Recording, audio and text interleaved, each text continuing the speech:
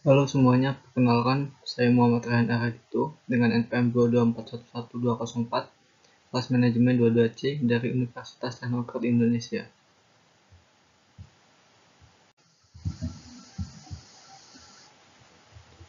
Manajemen keuangan pada intinya adalah praktik pembuatan rencana bisnis untuk kemudian dipastikan pelaksanaan untuk setiap departemen dengan manajemen keuangan yang baik.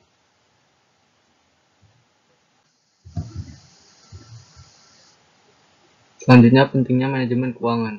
Yang pertama, menyusun strategi atau mengidentifikasi hal-hal yang diperlukan perusahaan secara finansial untuk mencapai tujuannya, baik jangka pendek maupun jangka panjang.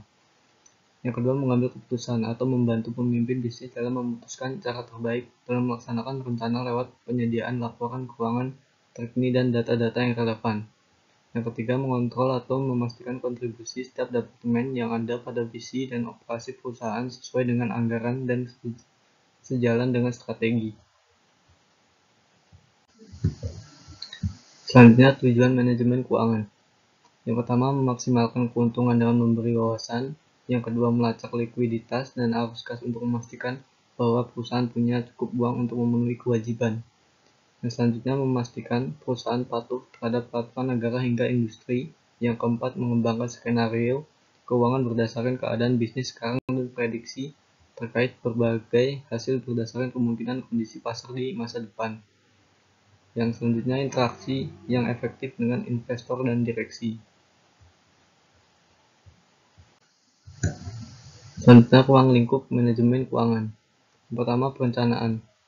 Bidang ini menugaskan manajer keuangan untuk memproyeksikan banyak uang yang akan dibutuhkan perusahaan untuk mempertahankan arus kas positif, mengalokasikan dana untuk menumbuhkan, menambah produk atau layanan baru, mengatasi kejadian tak terduga, dan membagikan informasi itu dengan rekan bisnis. Yang kedua, penganggaran. Dalam bidang penganggaran, manajer keuangan mengalokasikan dana perusahaan yang bersedia untuk memenuhi biaya seperti hipotek atau sewa gaji, bahan baku, karyawan, dan kewajiban lainnya. Idealnya akan ada beberapa dana yang tersisa yang disisihkan untuk keadaan darurat untuk mendanai peluang bisnis baru.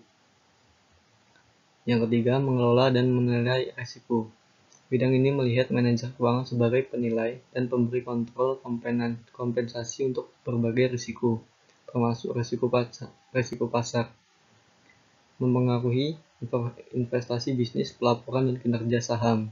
Mungkin juga mencerminkan risiko keuangan khusus untuk industri seperti pandemi yang mempengaruhi restoran atau peralihan retail model langsung ke konsumen.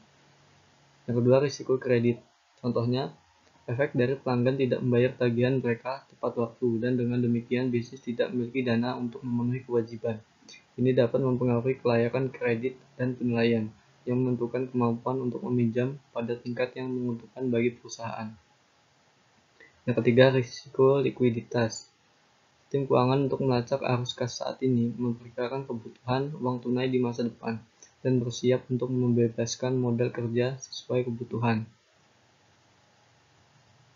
Selanjutnya, risiko operasional. Ini adalah kategori umum dan baru bagi beberapa tim keuangan. Misalnya, ini bisa termasuk risiko serangan siber dan pertimbangan pembelian asuransi keamanan siber, penggunaan bencana, dan rencana kelangsungan bisnis dan praktik manajemen. Krisis yang dipicu jika seorang eksekutif senior dituduh melakukan penipuan atau pelanggaran.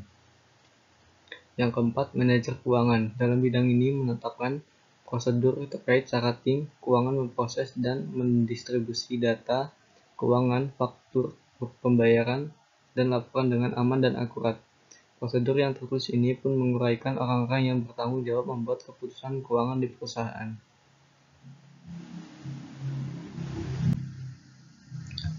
Selanjutnya, fungsi manajemen keuangan. Yang pertama, mengontrol dan membuat keputusan. Manajer keuangan memikul tanggung jawab pertama untuk membuat keputusan dan mengendalikan keuangan. Melalui berbagai teknik, mereka bersiap menghadapi potensi ancaman. Yang kedua, merencanakan keuangan. Manajer dapat menggunakan informasi yang tersedia untuk mengukur prioritas dan kebutuhan usaha.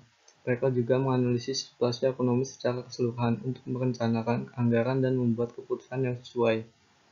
Yang ketiga, mengalokasikan sumber daya. Manajer perlu memastikan bahwa semua sumber daya keuangan digunakan dengan cara yang tepat. Mereka juga perlu mengawasi investasi bisnis berlangsung dengan efektif dan efisien. Alokasi yang tepat dari sumber daya keuangan mengarah pada profitabilitas jangka panjang. Yang keempat, mengelola arus kas. Manajer memiliki tanggung jawab untuk memastikan pengelolaan kas. Dengan kata lain, mereka perlu memastikan bahwa organisasi mampu memenuhi biaya operasional dan keadaan darurat. Ini dilakukan dengan memeriksa apakah bisnis memiliki modal kerja dan arus kas yang cukup. Yang kelima, mengakuisisi dan melakukan merger. Sebuah perusahaan dapat mengambil giliran strategis kritis untuk mempertahankan relevansi di pasar kompetitif.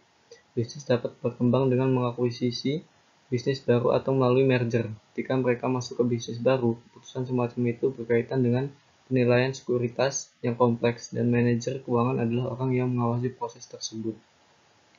Yang keenam, penganggaran modal. Penganggaran modal mengacu pada keputusan yang melibatkan investasi dalam saham atau obligasi, antara lain membangun pabrik baru dan membeli peralatan baru. Manajer keuangan perlu mengidentifikasi peluang dan tantangan sebelum perusahaan memutuskan untuk menginvestasikan sejumlah besar modal.